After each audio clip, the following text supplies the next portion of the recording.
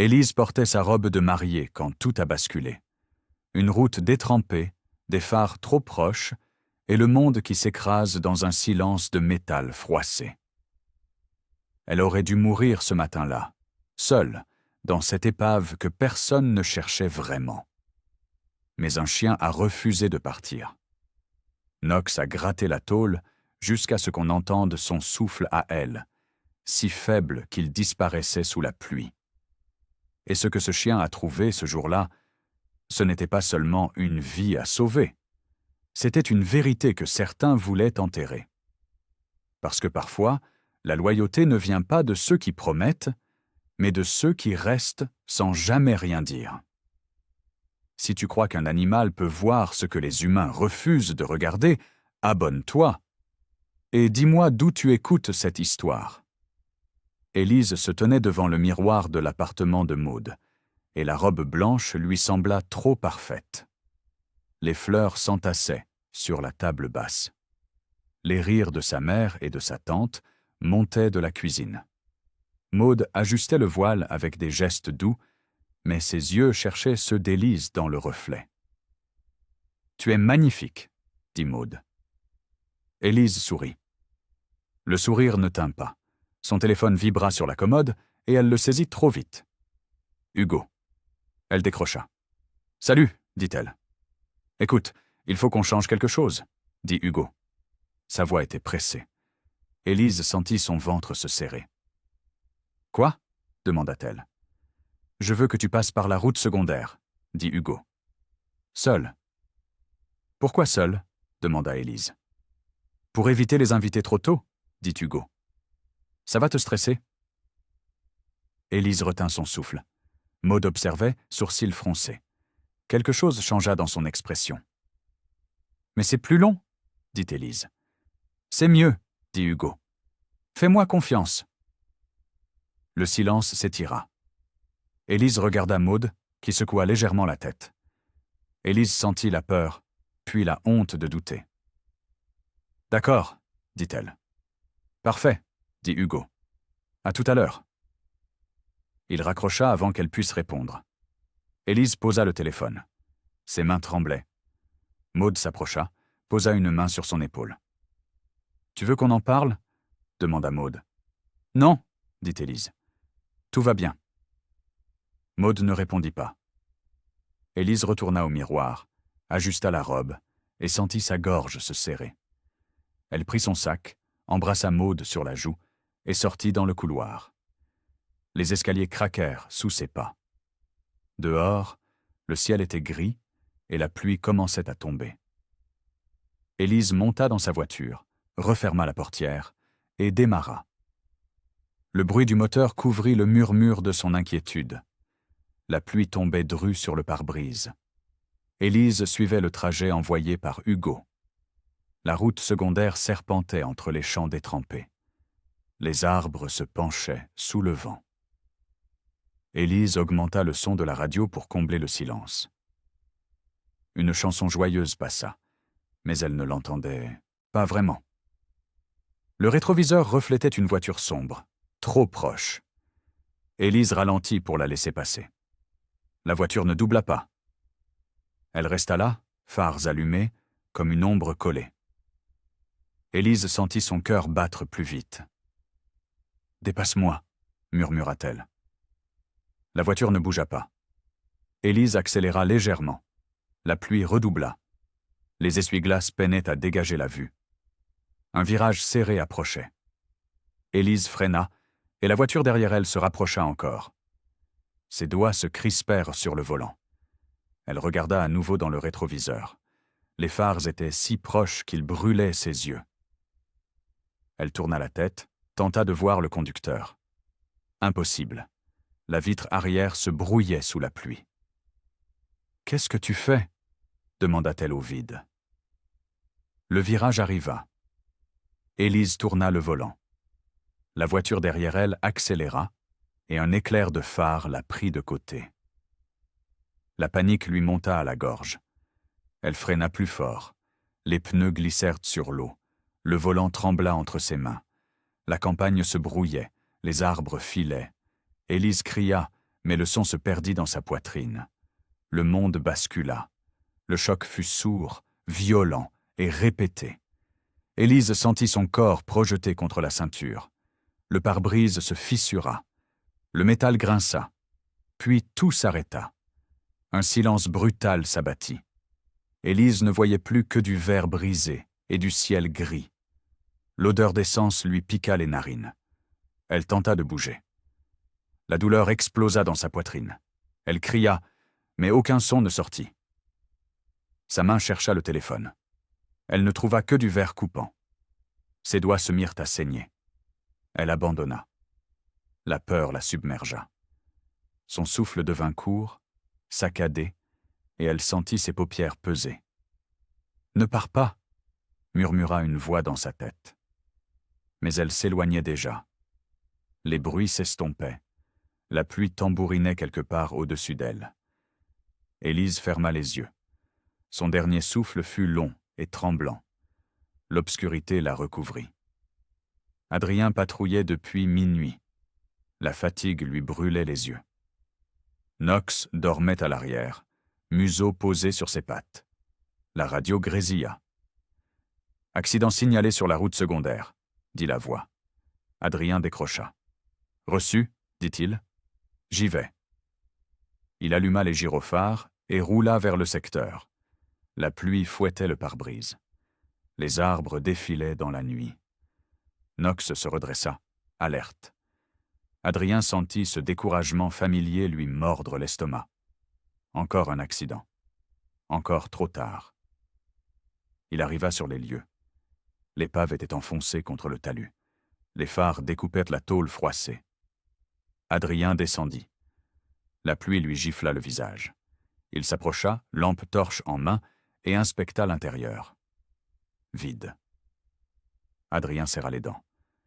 Knox descendit à son tour, longe tendue. Le chien s'avança vers la portière enfoncée. Il renifla, puis s'immobilisa.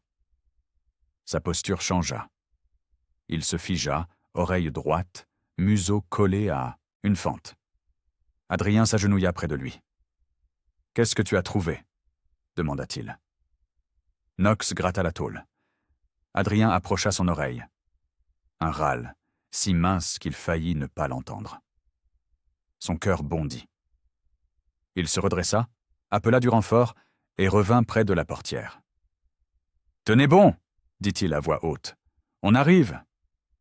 Knox ne bougea plus. Il resta là, comme une sentinelle, refusant de partir. Les pompiers arrivèrent dans un vacarme de sirènes. Adrien les guida vers la portière. Knox recula à peine, vigilant. Les hommes s'affairèrent avec leurs outils. Le métal gémit sous les pinces hydrauliques. « Elle est coincée », dit l'un d'eux. « Faites vite », dit Adrien. Sa voix était calme, mais ses mains tremblaient. Il se pencha à nouveau vers la fente. Il parla doucement pour que la voix passe. « Je suis là », dit-il. « Vous n'êtes pas seul. » Knox s'assit près de lui, tête basse, attentif. Les pompiers découpèrent la tôle. Le bruit déchira la nuit. Adrien ferma les yeux une seconde et pria pour que ce ne soit pas trop tard. La portière céda. Élise apparut, pâle, couverte de boue et de sang. Sa robe blanche était déchirée. Adrien tint la couverture thermique et les secouristes la déposèrent sur la civière. Knox s'approcha, renifla légèrement, puis recula. Élise entr'ouvrit les yeux. Elle vit le chien. Quelque chose passa dans son regard. Une reconnaissance muette. Adrien sentit son cœur se serrer. « Elle est vivante », dit un pompier. Adrien hocha la tête. L'ambulance démarra. Knox resta près de la portière ouverte, immobile, comme s'il veillait encore. L'hôpital sentait le désinfectant et le café froid. Adrien suivit la civière jusqu'aux urgences, puis s'écarta pour laisser les médecins travailler. Knox s'assit à ses pieds, tête levée, attentif au bruit. Un policier technique arriva, prit des notes, posa des questions. Adrien répondit machinalement. Il pensait déjà à ce qui clochait. L'absence de traces de freinage net, la trajectoire trop propre la voiture qui avait disparu. « Tu penses à quoi » demanda le technicien. « Je ne sais pas encore, » dit Adrien. Hugo arriva une demi-heure plus tard, blême, haletant. Il répéta « Mon Dieu » 3 fois en boucle, comme une prière mécanique. Il se tourna vers Adrien. « C'est grave » demanda Hugo. « Elle est vivante » dit Adrien. « Dieu merci » dit Hugo. Il se frotta le visage. Ses mains tremblaient. Adrien observa ce tremblement et ne dit rien. Maud arriva ensuite, en pleurs, et demanda à voir Élise. Une infirmière la fit entrer. Hugo s'approcha d'Adrien. « On peut parler d'accident » demanda-t-il. « Sans attendre » Adrien fronça les sourcils. « Pourquoi cette question » demanda-t-il. « Pour rassurer la famille » dit Hugo. « C'est déjà assez dur. » Adrien sentit une pression invisible. Il hocha lentement la tête, mais ne répondit pas. Hugo s'éloigna pour passer un appel. Knox grogna bas. Adrien posa une main sur sa tête. « Calme, » murmura-t-il. Mais lui-même ne l'était pas. Élise sombrait et revenait par vagues. Les bips réguliers la berçaient. Les voix se voulaient rassurantes, mais elle ne comprenait pas les mots. Elle sentait seulement la douleur, diffuse, partout. Une main attrapa la sienne. Maud. Élise serra faiblement. Maud pleurait en silence. Élise voulut parler, mais sa bouche était trop sèche. Elle ferma les yeux. Le sommeil la rattrapa. Quand elle se réveilla, un médecin lui expliqua qu'elle avait eu de la chance. Fracture mineure, commotion, contusion. Rien d'irréversible. Élise hocha la tête. Elle ne se sentait pas chanceuse. Hugo entra, il s'assit près d'elle, prit sa main et sourit.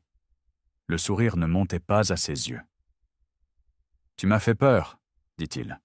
« Désolé, » murmura Élise. « Ce n'est pas ta faute, » dit Hugo. « C'était un accident. » Il répéta le mot 3 fois. Accident. Accident. Accident. Élise sentit quelque chose se fissurer dans sa poitrine. Hugo se leva, embrassa son front et sortit rapidement. Adrien entra peu après. Il resta debout près de la porte. Knox était dans le couloir, assis, immobile. « Il y a des questions, » dit Adrien. « Quand vous serez prête. » Élise le regarda. Elle vit la fatigue sur son visage. Et autre chose. Une détermination. « Je veux parler, » dit-elle. Adrien hocha la tête. Il sortit. Élise ferma les yeux. La colère naissait sous la douleur, froide et claire. Le lendemain, Élise se sentit plus présente. Elle comprit qu'elle avait survécu, que son mariage avait été avalé par l'accident, que tout le monde voulait tourner la page vite. Trop vite. Hugo revint avec des fleurs. Il parla de reporter la cérémonie. Il sourit. Il caressa sa main. Mais ses phrases glissaient sur elle, lisses, trop préparées. « On oublie tout ça, » dit Hugo. « On recommence. » Élise ne répondit pas. Maud entra avec un sac de vêtements propres. Elle croisa le regard d'Élise et comprit. Elle s'assit de l'autre côté du lit, silencieuse, solidaire. Adrien passa en fin d'après-midi. Il demanda si elle se souvenait de quelque chose. Élise ferma les yeux, chercha dans le brouillard. « Une voiture, » dit-elle. « Derrière moi.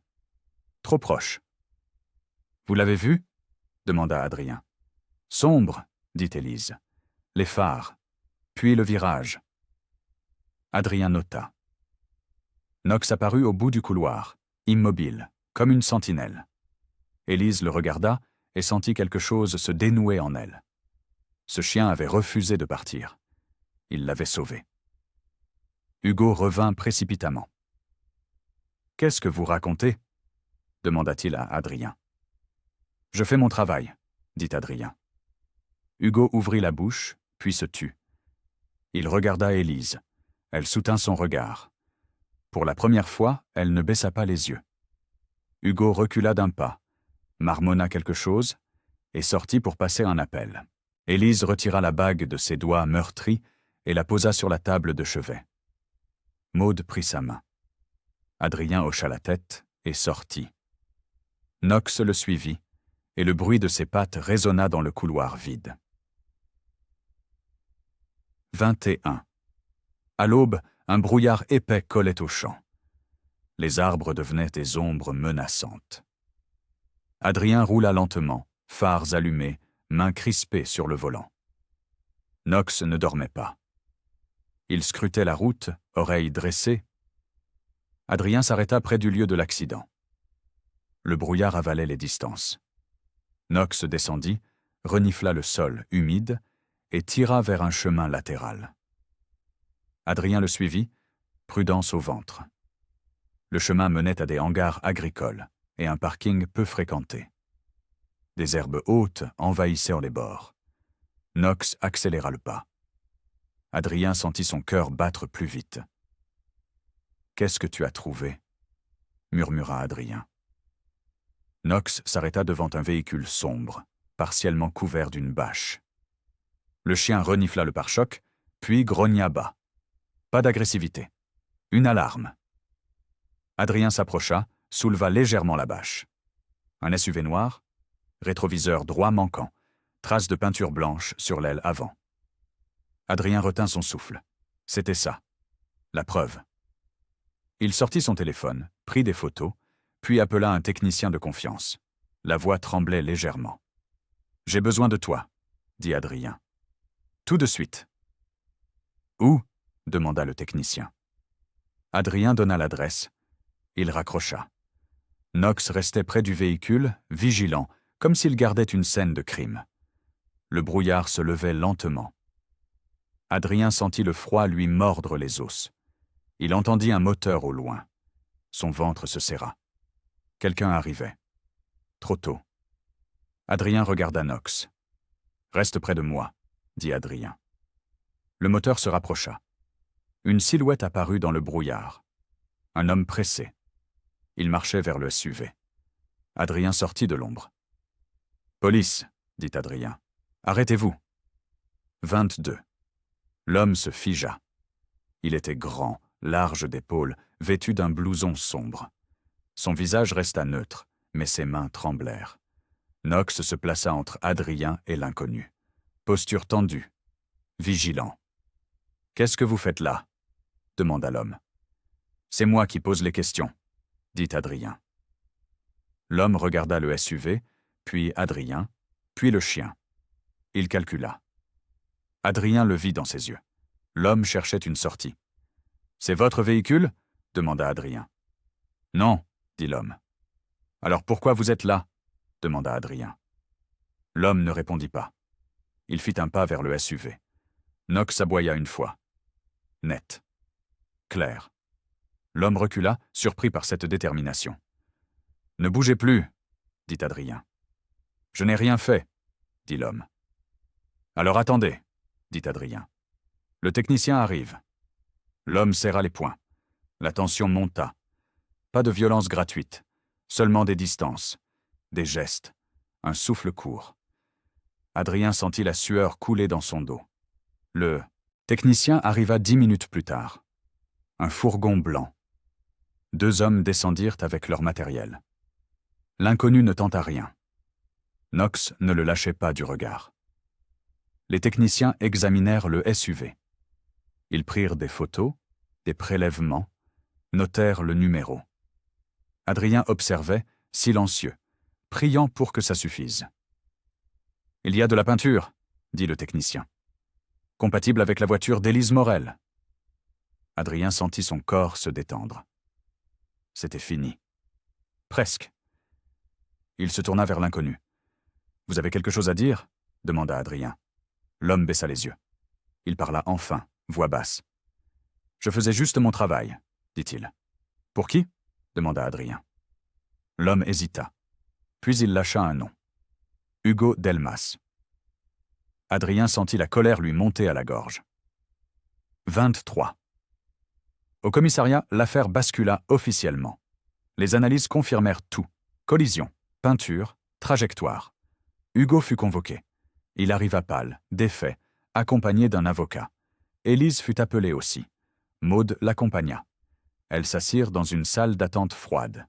Élise tremblait. Pas de peur, de rage. « Ça va aller, » dit Maud. « Je sais, » dit Élise. Adrien entra dans la salle d'interrogatoire. Hugo était assis, mains croisées sur la table. Son avocat parlait à voix basse. Hugo releva la tête. Ses yeux étaient rouges. « Vous voulez nous expliquer » demanda Adrien. Hugo se tut. L'avocat lui fit signe de parler. Hugo soupira. Sa voix était brisée. « J'avais une dette, » dit Hugo. « De jeu. » Adrien ne dit rien. Il laissa le silence peser. Hugo continua. « Ils m'ont menacé, » dit Hugo. « Ils voulaient de l'argent. »« Et alors ?» demanda Adrien. « Je leur ai donné l'itinéraire, » dit Hugo, « pour une intimidation. »« Une intimidation, » répéta Adrien. « Elle a failli mourir. » Hugo baissa la tête. Ses mains tremblaient. Il pleura. Pas de sanglots bruyants, juste des larmes silencieuses. « Je ne savais pas, » dit Hugo. « Je pensais juste qu'ils allaient lui faire peur. »« Vous pensez ?» dit Adrien. « C'est tout ce que vous savez faire. » Hugo ne répondit pas. Adrien sortit. Il croisa Élise dans le couloir. Elle se leva. Knox était près d'Adrien, assis, vigilant. « Il a avoué, » dit Adrien. Élise sentit quelque chose se briser dans sa poitrine. Pas de la tristesse, du soulagement. Elle avait eu raison. Elle n'était pas folle. Hugo l'avait trahie. « Je peux le voir » demanda Élise. Adrien hésita, puis hocha la tête. Élise entra dans la salle. Hugo releva la tête. Leurs regards se croisèrent. Il ouvrit la bouche. « Élise, je... »« Non, » dit Élise. Le mot sortit clair, ferme. Hugo se tut. Élise retira sa bague de son doigt et la posa sur la table. Le métal résonna dans le silence. « Je ne veux plus jamais te voir, » dit Élise. Elle sortit. Knox l'attendait dans le couloir. Élise posa une main légère sur sa tête. Le chien ne bougea pas. Il veillait, simplement, pour que la vérité reste debout. 24. Quelques semaines plus tard, Élise marchait plus sûrement. Les cicatrices restaient, physiques et invisibles, mais elle sentait la vie revenir. Maud l'aidait à chercher un nouvel appartement. Loin de Hugo. Loin du passé. Un matin, Élise se rendit au commissariat. Adrien l'attendait dans la cour.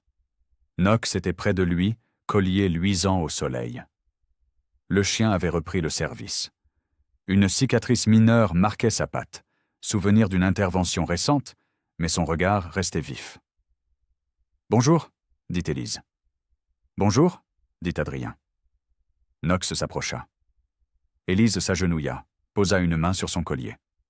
Le chien la regarda, immobile, patient. Elle sentit les larmes monter, mais ne les retint pas. « Merci, » murmura-t-elle. Adrien s'accroupit près d'elle. Il sourit légèrement. « C'est lui qu'il faut remercier, » dit Adrien. « Je sais, » dit Élise. Elle caressa la tête de Knox. Le chien ferma les yeux une seconde, accepta la tendresse, puis se redressa. Il avait d'autres missions, d'autres vies à sauver. Élise se releva. Le vent soufflait doucement. L'air sentait l'herbe mouillée et le café d'un bistrot voisin. Elle respira profondément. Cet air ne faisait plus peur. « Vous allez faire quoi maintenant » demanda Adrien. « Vivre » dit Élise. Le mot lui sembla immense. Vivre. Vraiment. Sans mentir. Sans céder. Adrien hocha la tête. Il comprenait. « Si vous avez besoin de quoi que ce soit, » dit Adrien. « Je sais où vous trouver, » dit Élise. Elle quitta la cour du commissariat. Le soleil perçait entre les nuages. Maud l'attendait près de la voiture. Elles partirent ensemble, et Élise ne se retourna pas. Adrien regarda la voiture disparaître. Knox s'assit près de lui, tête levée. Le chien observait la rue, vigilant, toujours prêt. Adrien posa une main sur sa tête. « On a fait du bon travail, » murmura-t-il. Knox ne répondit pas. Il n'avait pas besoin de mots. Sa présence suffisait. La loyauté ne faisait pas de bruit. Elle restait. Elle sauvait. Elle rappelait aux humains ce qu'était la bonté. La radio grésilla. Un appel. Adrien décrocha. Une autre urgence, une autre vie. Il monta en voiture. Knox s'installa à l'arrière, vigilant, calme, prêt. Le moteur démarra. Ils roulèrent vers l'inconnu, vers d'autres drames, d'autres sauvetages. Adrien sentit la fatigue, mais aussi la foi. Knox avait raison de ne jamais abandonner. Élise, de son côté, ouvrit la fenêtre de la voiture. Le vent lui caressa le visage. Elle ferma les yeux une seconde. Elle avait perdu un mariage, une illusion, un entourage, mais elle avait gagné sa vie, sa vérité, sa dignité, et c'était suffisant, plus que suffisant. La route s'ouvrait devant elle, libre, claire, vraie. Elle sourit, un vrai sourire cette fois. La loyauté l'avait sauvée. Maintenant, elle se sauverait elle-même. Lendemain matin, Élise demeura hospitalisée. Les murs blancs lui pesaient. La douleur revenait par vagues sourdes. Sa mémoire se reconstituait par fragments sensoriels. L'odeur d'essence, le bruit du métal, la pluie. Adrien reprit le dossier. Il roula vers le lieu de l'accident avec Knox. La pluie avait cessé, mais le sol restait détrempé. Il descendit, observa la route, chercha les traces.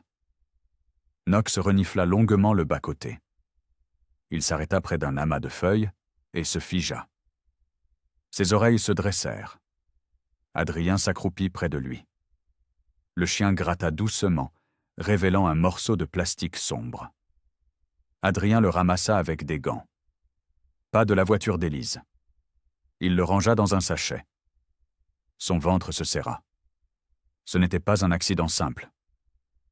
Knox tourna la tête vers la route, comme s'il suivait une trace invisible. « Qu'est-ce que tu sens » murmura Adrien. Le chien ne répondit pas, mais son regard restait fixe. Adrien rangea l'indice, remonta en voiture et démarra. La radio annonça la météo. Il pensa à Élise, seule dans sa chambre d'hôpital. À l'hôpital, on parlait déjà de malchance. L'infirmière le dit à Élise en changeant le pansement. Élise sentit la nausée monter. Elle fixa le plafond. La colère bouillonnait sous sa peau. « C'était pas de la malchance, » dit-elle. L'infirmière sourit poliment et sortit. Élise resta seule avec la certitude que personne ne voulait l'entendre. Maude arriva avec un sac de vêtements propres. Elle tenta de plaisanter sur l'odeur de l'hôpital, mais sa voix se brisa. Ses yeux étaient rouges.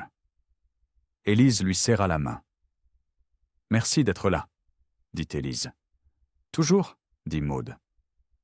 Hugo entra peu après. Il apportait des magazines et un sourire fatigué. Il s'assit au bord du lit et parla doucement. « On va reporter la cérémonie, » dit-il. Élise le regarda. Le mot « reporter » lui sembla faux. « Reporter » demanda-t-elle. « Oui, » dit Hugo. « Dès que tu vas mieux. » Il parlait comme si l'événement pouvait être réparé d'un geste.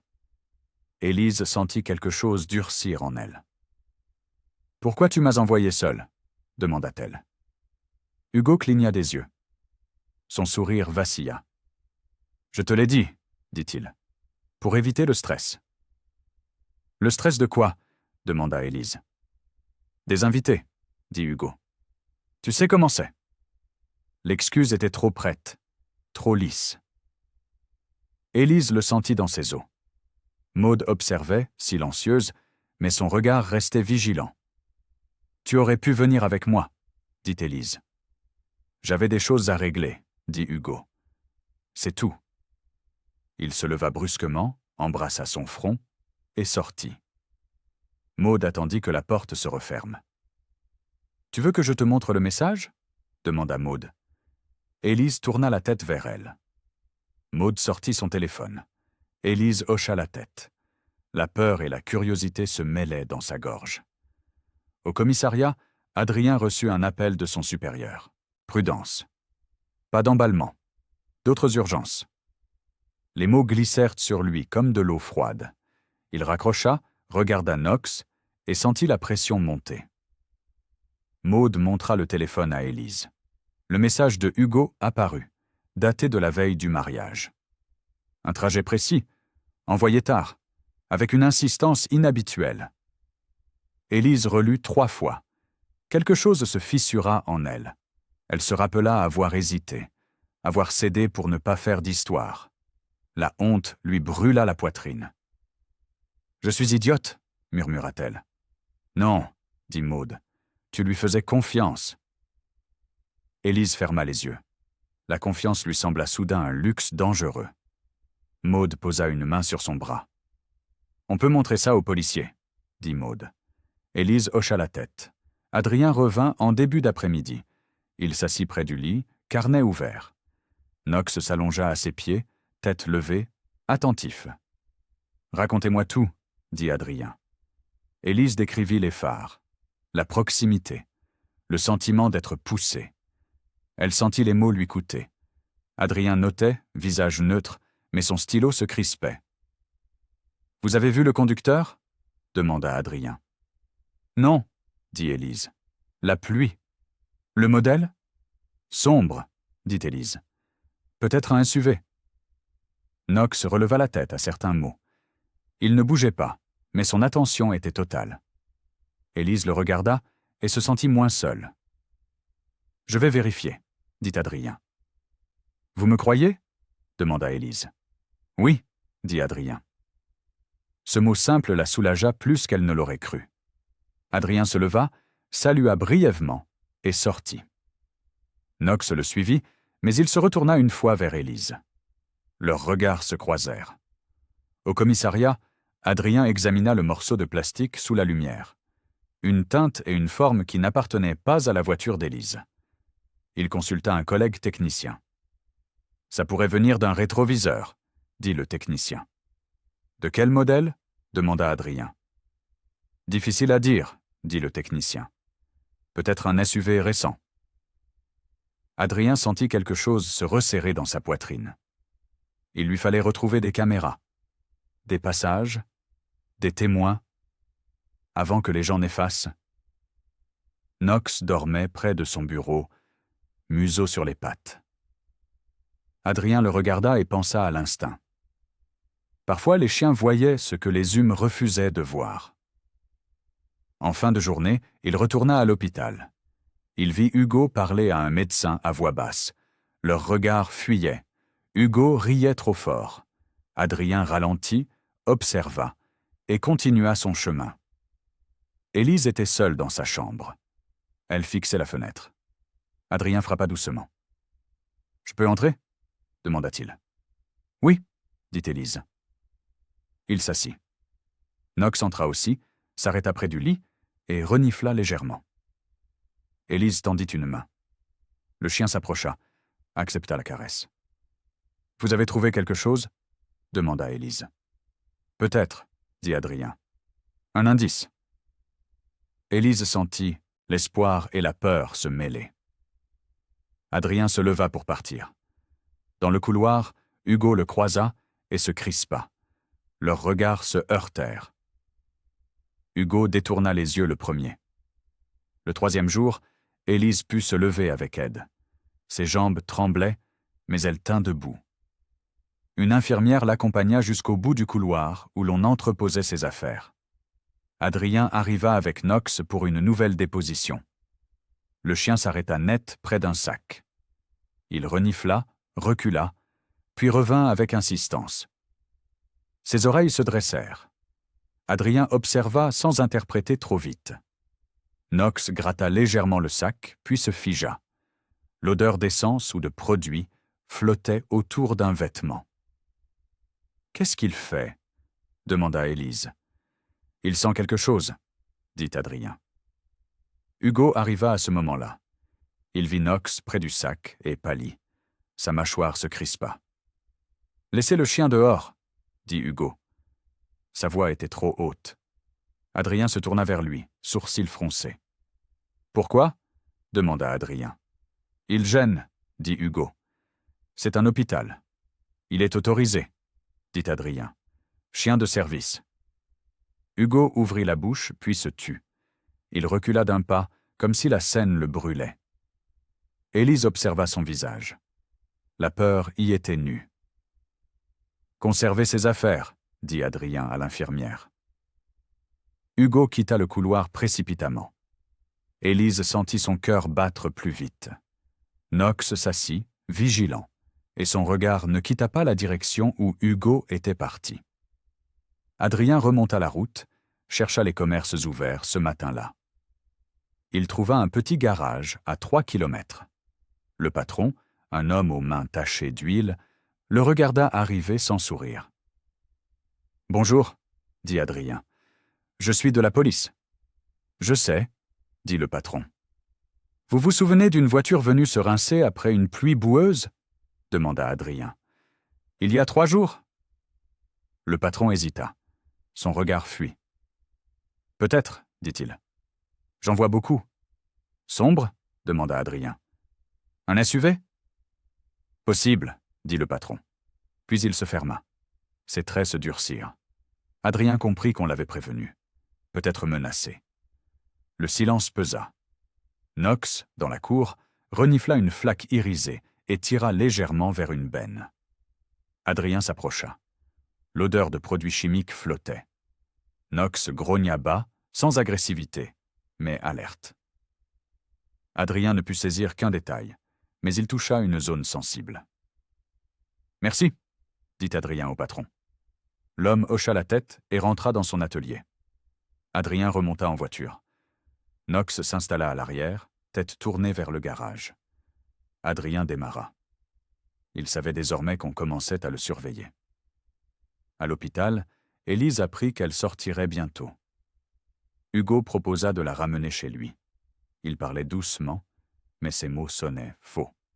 « Pour te protéger, dit-il. »« Me protéger de quoi ?» demanda Élise. « Du stress, dit Hugo. Tu as besoin de repos. » Maude entra à ce moment-là. Elle posa son sac et croisa les bras. « Elle peut venir chez moi, » dit Maude. Hugo se tourna vers elle, surpris. La tension monta sans éclat, mais réelle. Maude soutenait son regard. Hugo sourit, mais le sourire ne montait pas aux yeux. « C'est mieux si elle reste avec moi, » dit Hugo. « Non, » dit Élise. Le mot sortit clair, ferme. Hugo la regarda, bouche entr'ouverte. Élise sentit sa propre force la surprendre. « Je vais chez Maude, » dit Élise. Hugo recula d'un pas. Il ouvrit la bouche, puis se tut. Il sortit sans un mot. Maude s'assit près d'Élise et lui prit la main. « Bien joué, » murmura Maude. Élise ne répondit pas. Elle tremblait, mais elle tenait debout. Le soir même, Adrien reçut un message anonyme sur son téléphone. « Laisse ça, tu vas le regretter. » Il regarda Knox dormir d'un sommeil léger. La peur le traversa comme une lame. Il effaça le message et décida de continuer. Le lendemain, Élise sortit de l'hôpital. L'air froid la gifla. Elle respira profondément, consciente d'être vivante mais fragile.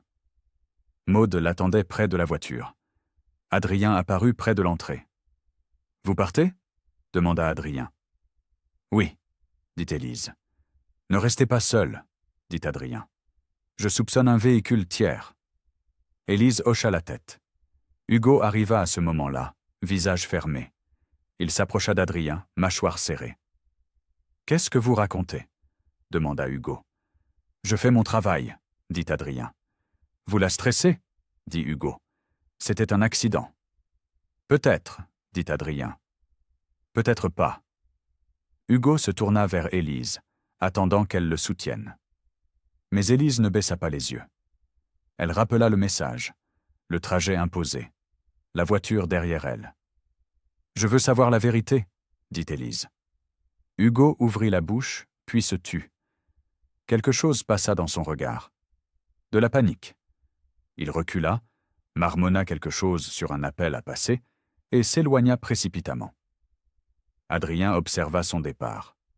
Knox, assis près de lui, suivit Hugo du regard. Élise monta dans la voiture de Maude. Elle regarda une dernière fois l'hôpital. Le bâtiment lui sembla un tombeau qu'elle venait de quitter.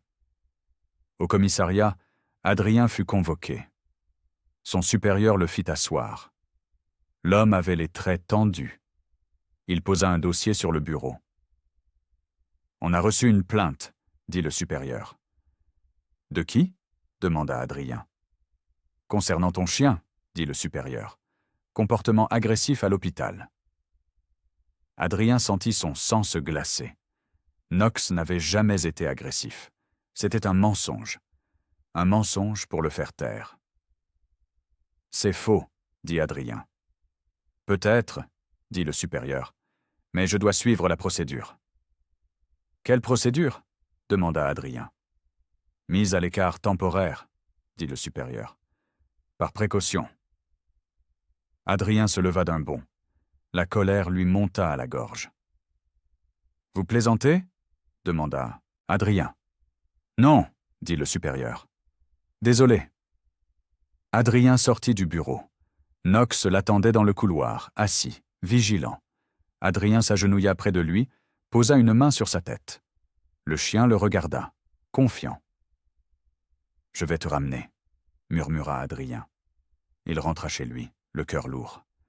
L'appartement était trop silencieux. Il déposa Knox dans le chenil de service, sous surveillance administrative. Le chien le regarda partir, tête penchée, sans comprendre. Adrien rentra chez lui. La nuit tomba sur un appartement vide, sans le souffle régulier du chien. Il s'assit sur le canapé et sentit la honte le brûler. Chez Maude, Élise tenta de dormir. Mais le bruit du choc revenait dès qu'elle fermait les yeux. Le métal qui grince, les phares, la panique. Elle se réveilla en sursaut, couverte de sueur. Maude entra, inquiète. Elle s'assit au bord du lit. « Ça va ?» demanda Maude. « Non, » dit Élise. Hugo envoya des messages. D'abord contrit, puis agacé. Il demandait à la voir. Il voulait parler. Élise ne répondit pas. Chaque message lui pesait comme une main sur la gorge. « Tu veux que j'appelle Adrien ?» demanda Maude. Élise hésita. Elle craignait de ruiner des vies, de se tromper, d'être hystérique. Mais elle se rappela avoir cédé trop souvent. Cette pensée la remplit de colère contre elle-même. « Je veux écrire, » dit Élise. « Écrire quoi ?» demanda Maude. « Tout ce dont je me souviens, » dit Élise. « Minute par minute. » Maude lui apporta un carnet. Élise écrivit pendant 1 heure. Chaque détail, chaque sensation. Quand elle eut fini, elle sentit quelque chose se dénouer en elle. Elle ne se laisserait plus dissoudre par le doute. Adrien, sans Knox, retourna sur les lieux. Il tenta de reconstituer la trajectoire. Mais il lui manquait l'aide sensorielle du chien. Il marchait dans le vide.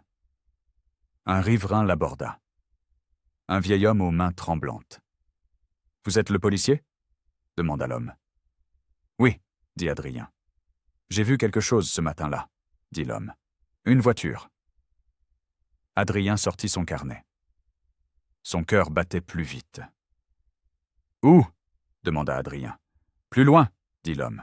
« Stationné, moteur tournant. »« Quelle heure ?» demanda Adrien. « Vers 10 heures, » dit l'homme. « L'heure de l'accident. » Adrien nota tout. L'homme repartit, et Adrien resta seul.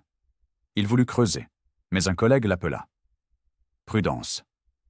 Pense à ta carrière. » Les mots lui donnèrent saut la nausée. Le soir, il reçut un autre avertissement. Plus direct. « Tu vas le payer. » Ses mains tremblèrent de rage. Il comprit qu'il devrait choisir. Obéir pour se protéger, ou désobéir pour sauver la vérité. Il choisit la vérité. Élise apprit qu'on envisageait de classer l'affaire. Faute d'éléments. Son ventre se noua comme si on la poussait à nouveau dans le fossé. Elle appela Hugo, Il décrocha à la 3e sonnerie. « Quoi » demanda Hugo. « Je veux la vérité, » dit Élise. « Quelle vérité » demanda Hugo. « Pourquoi ce trajet » demanda Élise. « Pourquoi seul » Hugo soupira. Sa voix se durcit. « Tu deviens paranoïaque, » dit-il. « Non, dit Élise. Je deviens lucide. »« Arrête, » dit Hugo. « Tu fais du mal à tout le monde. » Élise sentit la rage lui monter à la gorge. Elle raccrocha. Ses mains tremblaient. Maud la prit dans ses bras. Élise pleura, mais pas de tristesse, de colère. Adrien, de son côté, prit une décision. Il alla récupérer Knox officieusement. Le chien le regarda avec une joie silencieuse. Adrien l'installa dans la voiture. « On va finir ce qu'on a commencé », murmura Adrien.